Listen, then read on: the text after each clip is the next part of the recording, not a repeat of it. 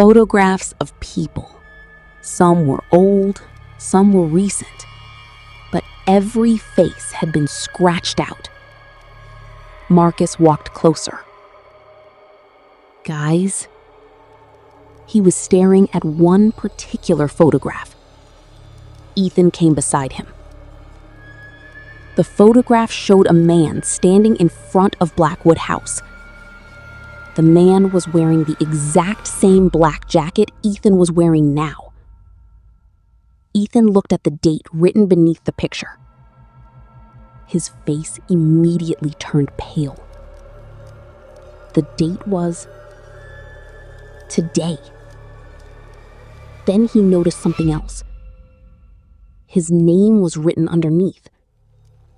Ethan, 2:17 a.m.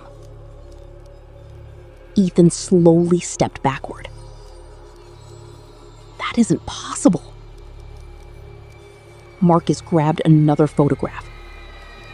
His hands began shaking. Underneath it was written, Marcus, 2:19 a.m.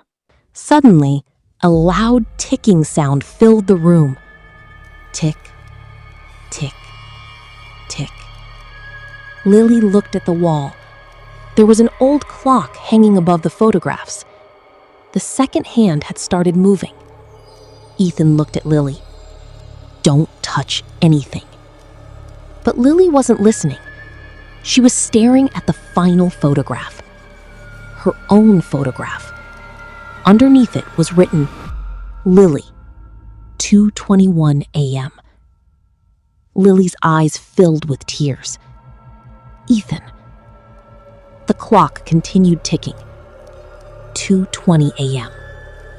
They all heard something moving in the hallway. Marcus whispered, Someone's outside. Ethan slowly approached the door. He looked through the gap. The hallway was empty.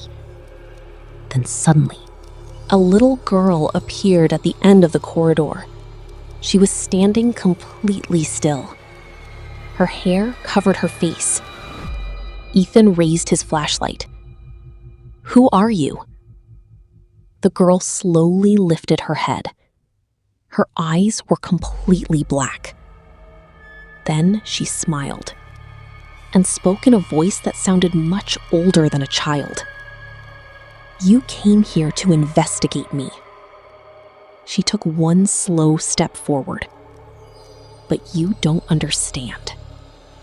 Another step. You're not the investigators. She stopped. Then her smile became wider. You're the investigation. Suddenly, every door in the hallway slammed shut at the same time. Bang! The lights went out. Ethan screamed, Run! The three of them started running down the hallway. But when they reached the stairs were gone. There was only a long, dark corridor. And at the end of it, the little girl. Lily's scream echoed through the dark hallway. Ethan turned around. Lily! But she was gone. Marcus grabbed Ethan's arm. Don't move. They stood frozen in the darkness. Then, a door slowly opened behind them. Inside was a small room. Ethan turned on his flashlight. In the middle of the room sat an old tape recorder. Suddenly, it switched on by itself. A man's voice came through the speaker. If you're hearing this, the house has already seen you. Ethan and Marcus stared at each other. The voice continued. There are no ghosts inside this house. Marcus whispered. Then what is this? The recording answered him. Because the house itself is the ghost. Suddenly, they heard Lily's voice outside. Ethan, please open the door! Ethan ran toward the door, but Her eyes were completely black. Ethan stepped backward. Lily? She smiled. Then another voice came from outside. It was Ethan's own voice. "Open the door, Ethan." Ethan's face went pale. Marcus whispered, "That's not you." The light suddenly went out. In the darkness, someone whispered directly into Ethan's ear. "Do you want to know when your friends died?" Ethan slowly turned around. Marcus and Lily were standing behind him, but neither of them was breathing. Then Lily smiled and whispered, "We never came here with you." The tape recorder suddenly screamed, and the little girl's voice filled the room. He didn't know where Marcus and Lily had gone. He only knew one thing. He had to escape. He opened one door after another, but every door led back to the same hallway. The house was changing. The walls seemed to breathe. The old clock on the wall suddenly started ticking. 2:22 a.m. Ethan stopped. A voice whispered behind him, "You missed your chance." He turned around. Nobody was there. Then he heard Lily screaming, "Ethan, help me!" Ethan followed the voice and opened a door. Inside was a small room. Lily was sitting in the corner. Ethan rushed toward her.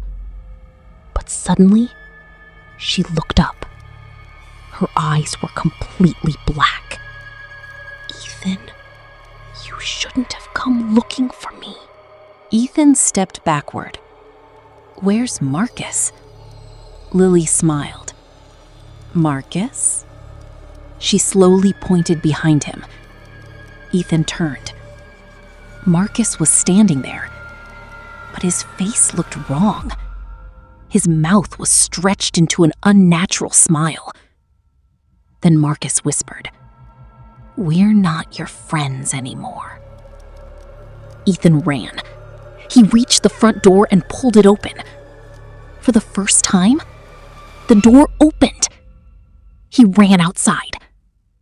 But suddenly, he stopped. Across the forest, he saw 3 people standing beside a car. It was Ethan, Marcus, and Lily. They were all smiling at him.